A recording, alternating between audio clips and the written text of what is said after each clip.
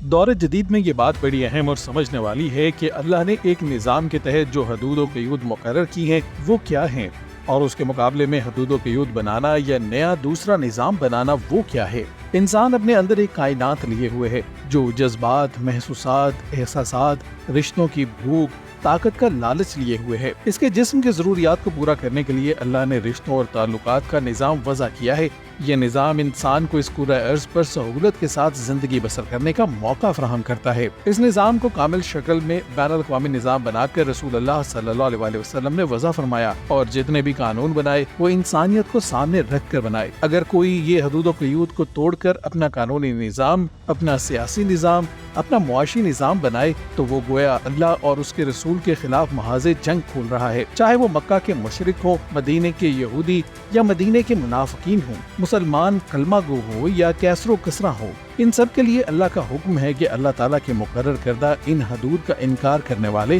ان سے دشمنی رکھنے اور جنگ لڑنے والے ذلیل اور رسوا ہوں گے۔ قرآن حکیم نے انسانی سماج سے متعلق ایک جامع قانون و ضابطہ اور ہر طرح کی حدود و قیود بتائی ہیں، جبکہ ہمارے معاشرے میں مذہبی طبقہ مخصوص قسم کی عبادات تک محدود رہتا ہے۔ انسانی سماج کے سماجی مسائل پر کوئی گفتگو نہیں ہوتی۔ قرآن پاک کی سورۃ المجادلہ کی آیات انسان کو غور و فکر کی دعوت دیتی ہیں کہ اپنے سوسائٹی کے انسانی مسائل اور ان کے شعبوں سے متعلق عقلی سوال اٹھائے اور غلط قوانین پر مبنی نظام کو چیلنج کریں۔ سوال اٹھانا ہر ایک مسلمان کے شعور کا تقاضا ہے جو قرآن حکیم پر ایمان رکھتا ہے۔ اس کو سورۃ المجادلہ کی یہ آیات دعوت دیتی ہیں کہ اپنے سسٹم پر سوال اٹھاؤ، اپنے اس ماحول پر سوال اٹھاؤ، اس نظام کو سمجھنے کی کوشش کرو، اس میں جو خرابیاں ہیں انہیں جاننے کی کوشش کرو، تبھی صحیح قانون اور نظام بن پائے گا۔ اس کے ساتھ یہ سورت ایک بڑی اہم بات سکھاتی ہے کہ اکیلا فرد ہی نہیں بلکہ ان کو قائم کرنے والی ایک پارٹی تخلیق کرنا بھی ضروری ہے۔ باشعور لوگ مل کر ایک جماعت اور مجلس سے مشاورت بنائے، اور جو اس مجلس اور منظم جماعت کا ایک سربراہ ہو اور وہ اس جماعت کا مستحکم نظام قائم کرنے کی جدوجہد اور کوشش کرے۔ بلا شبہ اللہ تعالیٰ نے اپنے دین کی تمام خاصیتیں قرآن پاک میں کھول کھول کر اور واضح کر دی ہیں،